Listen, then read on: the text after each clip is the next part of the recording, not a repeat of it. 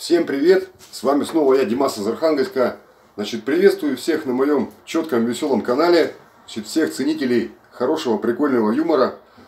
Сегодня у моего друга и подписчика Юрия Куфельда из города Омска день рождения.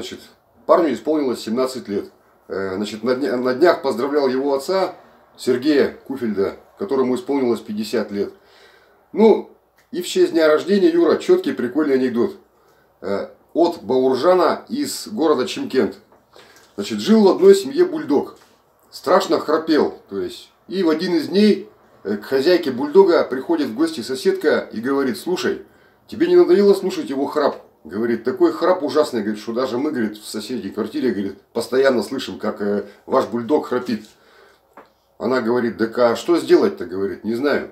Она говорит, так есть старое проверенное народное средство.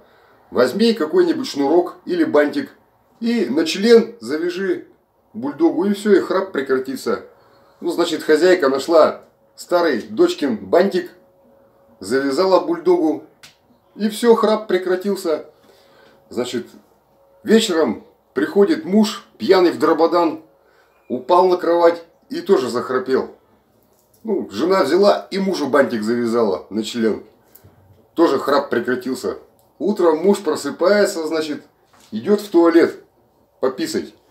И такой снимает трусы, смотрит, бантик завязан. Смотрит, у бульдога бантик завязан. Он такой стоит в недоумении. Слушай, не знаю, где мы вчера шлялись с тобой, но явно первое место заняли.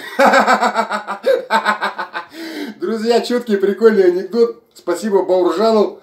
Надеюсь, что в очередной раз поднял вам настроение. Юрий, еще раз с днем рождения тебе. Всех благ, здоровья, успехов в спорте. До новых встреч. Ждем новых прикольных анекдотов от меня. Не забываем нажать лайк и написать комментарий.